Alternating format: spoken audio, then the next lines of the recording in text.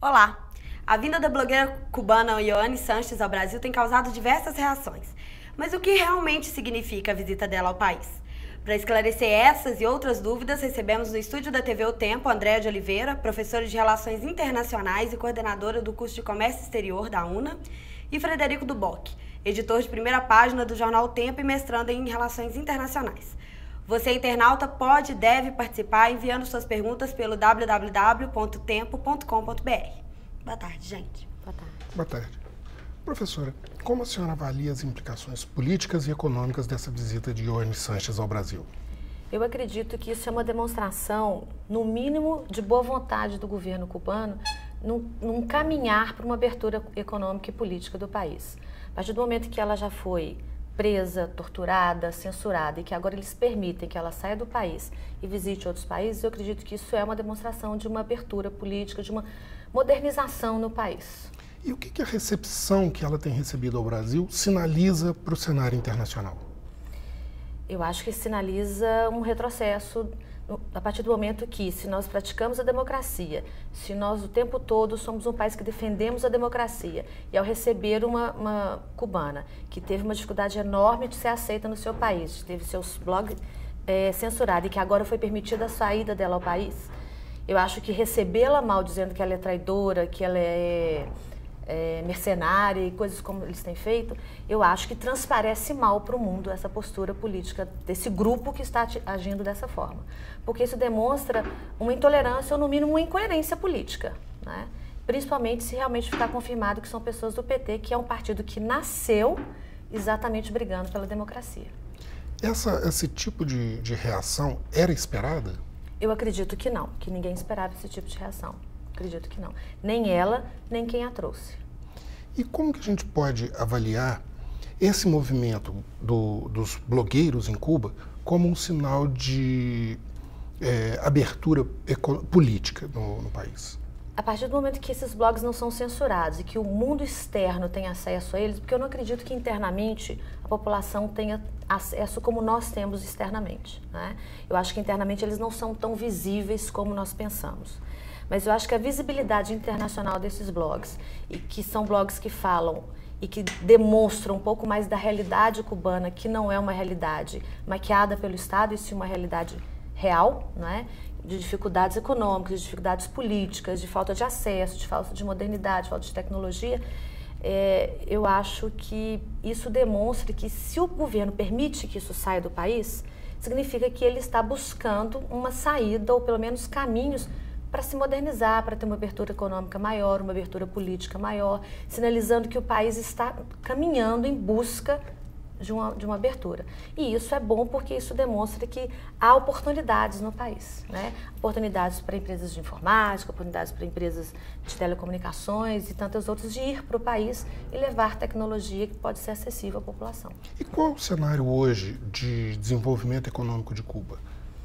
Cuba hoje basicamente vive de mesada estrangeira, né? Ela por um grande período de tempo viveu de mesada russa, União Soviética, e agora quem sustenta economicamente o país, nós sabemos, é a Venezuela, porque o comércio exterior do país ele é incipiente, né? Ele é muito de produtos primários, além do fato de ter um embargo comercial imposto a ele pelos Estados Unidos. Então a grande renda dele é realmente mesada externa. O país precisa que esse embargo caia e precisa ter condições de acesso tanto para exportar os seus produtos como ter acesso a outros produtos. Então essa criação de boa vontade, vamos dizer assim, com a abertura de uma dissidente viajando pelo país, poderia influenciar nessa possibilidade, nessa capacidade de Cuba captar negócios? Ela demonstra que está aberta, né? Que está buscando mudanças, que está buscando modernização, que está caminhando para uma liberalização. Isso sinaliza para o mundo, olha, Cuba está com uma política diferente. Permitiu que uma dissidente saia, permitiu que ela faça visitas, permite que o blog dela seja acessado, não censura o blog. Os olhos do mundo para Cuba mudam e isso pode facilitar com que as relações, tanto comerciais quanto políticas, com Cuba fiquem mais abertas também, mais tranquilas, eu acredito. E no caso específico do Brasil, e de que forma que isso interferiria nas relações Brasil e Cuba? Brasil e Cuba sempre foram amigos, diplomaticamente falando. Nós sempre mantivemos relações econômicas e comerciais com Cuba. Nós adquirimos produtos, principalmente do setor de saúde, né? Medicamentos, vacinas. Sempre tivemos intercâmbios de professores e universidades. Eu acredito que isso possa vir a incrementar as relações econômicas e políticas com Cuba. E uma reação tão agressiva contra ela afetaria de que forma essas relações Brasil e Cuba? Seria um... Eu não sei se esse pequeno... São reações fortes, mas são reações de um grupo específico. Eu não vejo a população como um todo tendo essa reação, né? Eu acho que tem um grupo por trás disso. Obviamente que esse grupo, quando reage assim, e as pessoas acabam se deixando influenciar por essa reação e vão na onda da reação, mas eu não acho que ele vai trazer impactos políticos muito fortes, né? Eu acredito que o governo tenha bom senso e tem pessoas no governo, tanto na área de relações internacionais, quanto na área da diplomacia, quanto quem está hoje à frente do Ministério das Relações Exteriores, eles não vão se deixar influenciar por esse grupo de pessoas que tem essa reação. Caso contrário, não teriam nem convidado a Ione para vir ao Brasil, né? Nós vemos que uma boa parte da agenda de Ione no Brasil é ligada à iniciativa privada. São fóruns de debates de entidades comerciais, de grupos de mídia, etc. Ela teve uma participação muito polêmica no Congresso, né, que basicamente levou um embate de... Houve um embate, né? Ela foi ausente no evento que ela deveria ser a estrela. Mas essa movimentação de uma agenda de iniciativa privada seria uma prova de que ela seria um agente do capitalismo internacional, como ela está sendo acusada por esses grupos manifestantes? Eu acredito que não. Na verdade, a iniciativa privada, quando quer ouvir um cubano, quer saber como é a realidade em Cuba. Porque as empresas não vão investir num país que não se tem notícias sobre o país, que não se tem certeza como é que é a política do país em termos de comércio, como é que é a receptividade da população. Então, quando vem alguém, né, que já tem um histórico, já tem um passado, que dá uma certa credibilidade na sua fala, eu acredito que o empresariado quer ouvir para ter certeza como que realmente está o país. Vale a pena investir? Vale a pena nós pensarmos na possibilidade de Cuba ser um mercado a ser explorado, ou ainda não é o momento, devemos esperar um pouco mais, né? Eu não acredito que isso a torna nenhum agente, né, do capitalismo, até porque nós somos um país capitalista, né? O mundo está caminhando para o capitalismo. China hoje já não se diz mais comunista, ela já se nomeia de uma forma diferenciada. Quer dizer, a tendência, independente se é capitalismo, comunismo, socialismo, é de uma abertura econômica e de uma abertura política de todos os países hoje, né? Até para que as relações econômicas que são fundamentais para o crescimento e desenvolvimento do país aconteça, há uma demanda de que o país seja aberto economicamente e politicamente para permitir entrada de dinheiro estrangeiro, remessa de lucro para o exterior, participação de capital estrangeiro em empresa nacional, aquisição de novas empresas. Então, isso tudo, uma coisa caminha próxima da outra, né? Professora, só interrompendo, o Álvaro de Belo Horizonte está perguntando quem que está bancando a viagem da blogueira ao Brasil, se ela possui recursos para isso, e com relação às manifestações que ela vem enfrentando, se isso não é próprio do jogo democrático. Eu acredito que sim, a democracia tem que permitir que todos se manifestem, né? Opositores, prós e contras, então isso eu não vejo problema. Eu acho que ela até já está acostumada a isso, né? Normalmente, quando se convida uma pessoa para vir ao país, quem convida banca as suas despesas. Eu acredito que ela não tenha condições financeiras de bancar essas viagens todas, até porque salários mínimos e fonte de renda em Cuba não permitem que as pessoas tenham condições para fazer essas viagens, né? Provavelmente quem fez o convite está custeando todas as despesas dela no país. Agora, o senhor falou de uma questão de custeio. Seria interessante a gente discutir um pouco também sobre a abertura, as reformas econômicas que vieram com a transição, com a saída oficial do poder de Fidel Castro, a assunção de Raul Castro e essas discussões de qual é o futuro de Cuba, né? Cuba iniciou muito timidamente a possibilidade de você ter um bem pessoal, um negócio pessoal. De vender um bem próprio, né? As pessoas lá não podiam nem vender o carro que tinham. Hoje já podem comercializar esses carros, né? Podem comprar e vender. Toda essa reforma, ela sinaliza positivamente para uma abertura democrática? Eu acredito que sim. O país, eu acredito que a intenção nessa transição de Fidel para Raul é exatamente preparar o país, de ser um governo que eu diria transitório, né? Que vai preparando o país com pequenas mudanças, com pequenas inovações, tanto no setor político quanto no setor econômico, para caminhar para uma abertura maior. Até porque se ele não fizer isso, eu não consigo perceber um futuro para esse país. Ele fica isolado, tanto político quanto economicamente, e vai viver de quê? Ele precisa se modernizar porque ele precisa de recursos para se manter e para crescer. Como você disse, ele é dependente hoje de uma mesada da Venezuela, exatamente, que depende de um recurso não renovável, que é o petróleo, que é questionável hoje a durabilidade. Oriundo de uma política presidencialista. E se esse presidente vier a morrer? E se Hugo Chávez falecer? Será que vai ser sustentada essa parceria com Cuba? Será que a oposição vai conseguir se eleger e mudar os caminhos, né, da Venezuela? E aí, Cuba vai continuar tendo a mesada? Então, eles também têm que pensar num futuro, né? E eu acho que, como eles estão acompanhando a doença do Hugo Chávez, eles sabem claramente o que vai acontecer. E aí eles têm que se preparar para essa possibilidade de não vir mais até a mesada venezuelana. E aí, para não ter a mesada venezuelana, eles precisam de contatos e de acordos com os demais países. E para isso eles têm que, sim, fazer uma mudança e fazer uma modernização, tanto econômica quanto política. Desse ponto de vista, os irmãos Castro parecem ser mais democráticos e modernos do que alguns grupos que estão se manifestando hoje, né?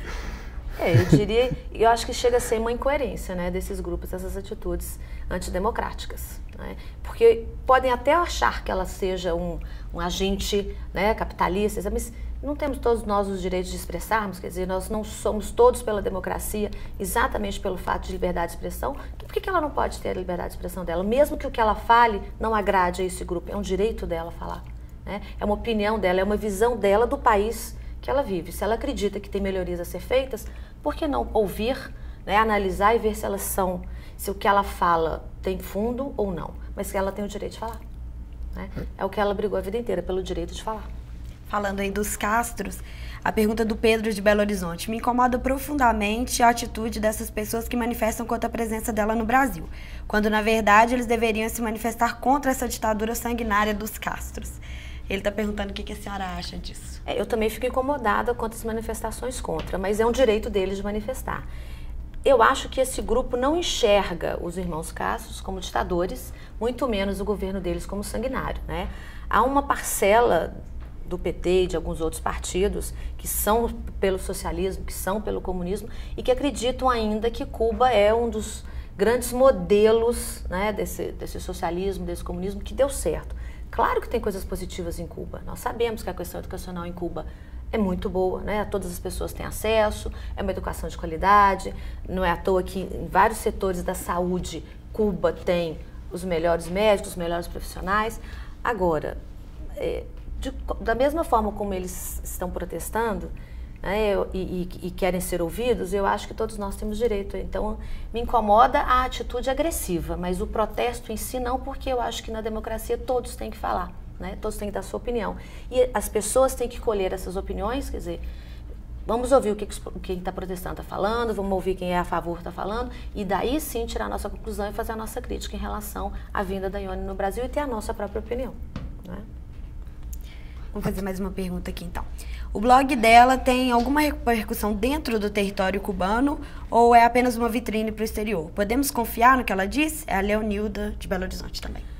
Olha, Leonilda, eu acho que ela fala de uma vivência própria, de uma experiência que ela vivencia no país. Saber com certeza absoluta para te afirmar que o blog dela tem visibilidade internamente, não tem como, porque a gente não tem acesso a esse tipo de informação, né? É agora que os cubanos estão tendo acesso à internet, agora que eles estão tendo acesso a computadores, à informática. Então, eu não acredito que toda a Cuba tenha acesso ao blog dela, não é?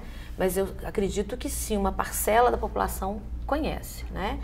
Acreditar 100% no que ela fala é uma opinião, né? Ela é uma pessoa que dá opiniões, como todo blogueiro, não é? Eu acho que nós sempre temos que ter senso crítico a tudo que nós lemos e ouvimos. Não é porque foi publicado num blog, num jornal ou qualquer outra mídia que temos que dizer que é 100% verdadeiro o que está ali. É porque, inclusive, o blog, ele é opinião, não é? Então, é a opinião dela. Acho que devemos pesquisar mais, buscar outras fontes de informação, ler outros blogs e aí sim tirar a nossa conclusão a respeito.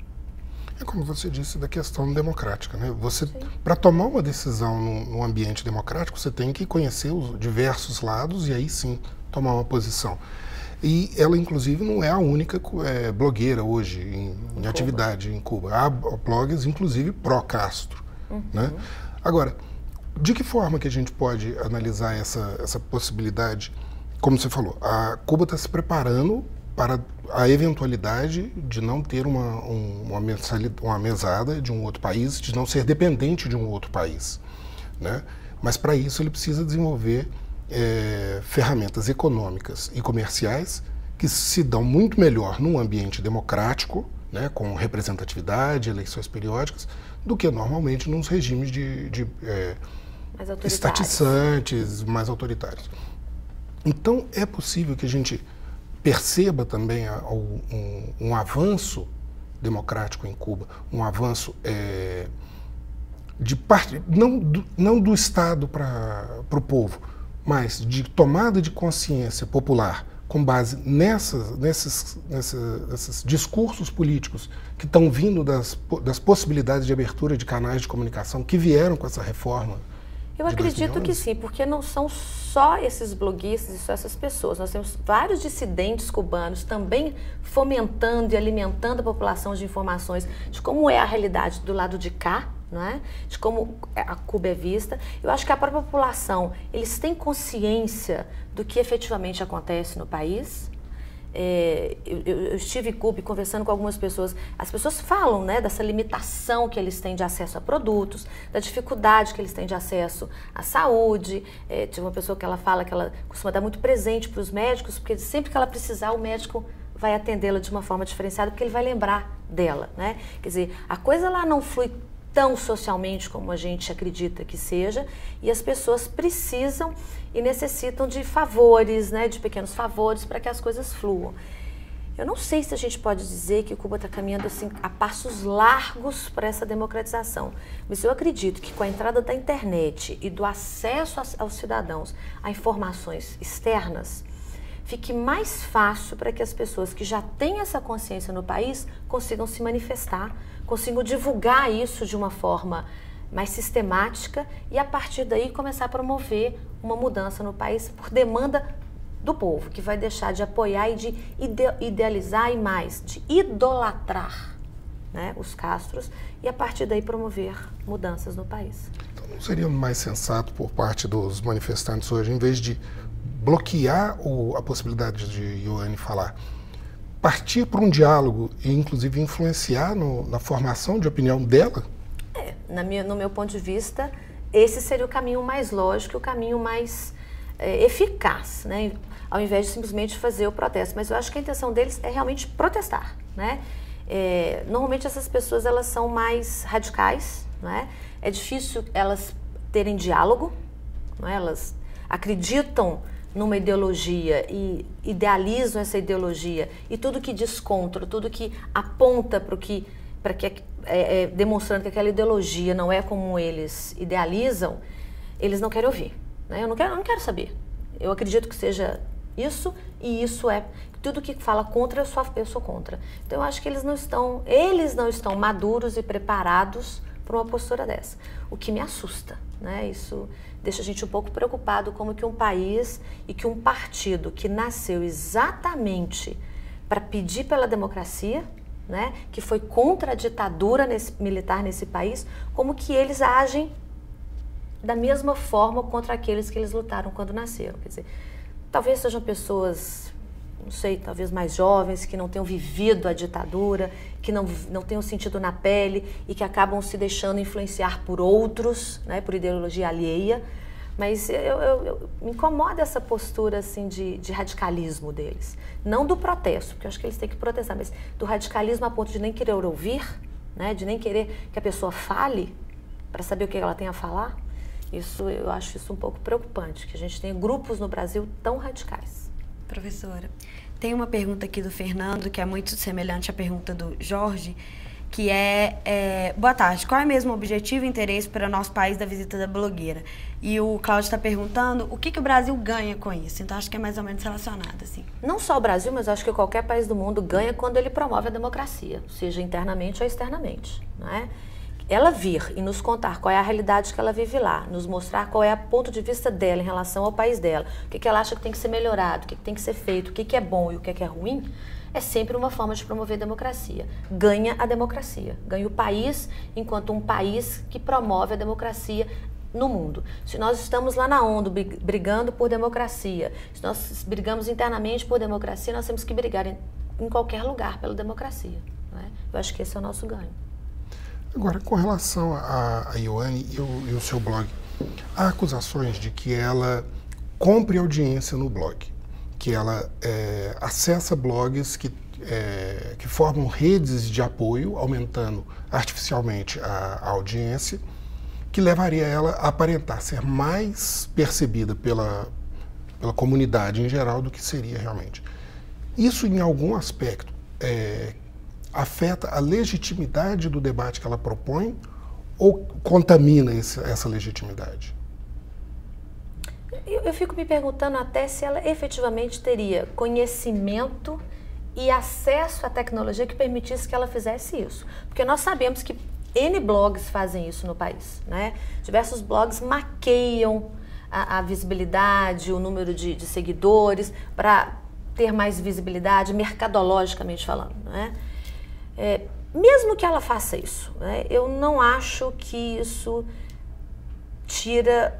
desmerece o blog dela e nem tira mérito pelo que ela faz. Eu acho que se esse é o caminho que ela conseguiu, de quebrar uma resistência, de quebrar uma censura e de fazer com que as pessoas tivessem acesso ao que ela fala e de conseguir levar para fora a informação que ela leva, eu acho que ainda assim é válido, né? Se a luta dela é pela democracia contra uma ditadura, os caminhos que ela busca, mesmo que não tão corretos, talvez até nem éticos, né? Se efetivamente ela faz isso, porque a gente nem pode afirmar que ela faça, mas se o objetivo dela é, na verdade, divulgar, eu não vejo nenhum problema, né? Eu acho antiético quando isso é feito do ponto de vista de marketing, mercadológico, para aumentar vendas. Mas ela não está tendo ganho financeiro nenhum com isso. Ela não está tendo ganho nenhum pessoal financeiramente falando. O que ela está fazendo é conseguir ter mais visibilidade para a política oposicionista que ela tem ao governo Castro, né? Então, não me incomoda, eu nem acho que tira o crédito do que ela faz. Eu acredito que não. E ela anunciou também aqui no Brasil que ela pretende abrir um jornal em Cuba. Você acha que essa seria uma estratégia adequada? Eu acho que a imprensa ela tem um papel fundamental em todo tipo de mudança, né? Aqui no Brasil, a grande resistência que nós tivemos durante os anos de ditadura foi a mídia, foi a imprensa, mesmo que ainda censurada. Nós conseguimos mecanismos de divulgar alguma coisa, né? Eu acho que a mídia tem esse papel e eu acho sim que um jornal é uma grande ferramenta para se fazer oposição, né? Eu acho que ela pode... Eu vi ela falar, não especificamente de jornal, mas ela disse que ela ia buscar mídias alternativas para fazer oposição, né? Se fosse um jornal, se for um site, se for uma rádio, eu acho interessante, eu acho positivo. Eu acho que não tem que ter só jornal estatal nem mídia estatal. Nós temos sempre que ter os dois lados da moeda. Tudo tem mais de um lado, né? Por que eles não têm o direito de ter um jornal oposicionista? Eu acredito que sim, que seja um caminho. Vou fazer a última pergunta do leitor aqui para a gente poder entrar na reta final. Há uma motivação política na vinda da blogueira no Brasil.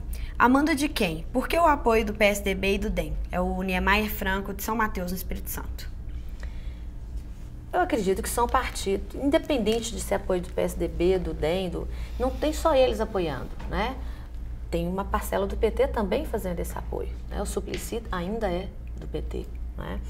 Eu acredito que os partidos estão trazendo a blogueira aqui exatamente para promover a democracia. São partidos que, embora sejam mais de centro-direita do que de centro-esquerda, Mas são partidos que também brigaram e também lutaram pela democracia e continuam fazendo isso, né? Pode ser também, nós estamos num momento frágil de política interna nossa, né? Nós estamos começando a desenhar o futuro da nação, quer dizer, já se começa a fazer atos políticos para definir quem vão ser os grandes candidatos na disputa eleitoral, né, próxima, quer dizer, com quem Dilma vai lutar pela reeleição. E aí sim, um dos grandes nomes é o Aécio Neves, aqui de Minas, do PSDB. Ontem a gente já viu o startup dessa briga política. Pode ser que tenha sim um interesse político por trás disso, mas aí eu acho que o PT deve ter uma postura mais democrática ao invés de ter uma postura radical. Quer dizer, se eles aqui lutam pela democracia, eles então ter uma postura política de apoio à vinda dela, de ouvi-la e de apoiá-la, afinal ela está buscando a democracia para o país dela, né? E não o contrário, porque aí sim me assusta. Se o PT é tão radical a ponto de fazer o que ele tem feito, de ter manifestações tão radicais, tão agressivas a ela, significa que há uma ala grande do PT que ainda é radical, que ainda é agressiva, né? E é isso que nós queremos no governo do nosso país? Quer dizer, é essa a mensagem que eles estão passando também. Então, poderia estar havendo também uma inversão.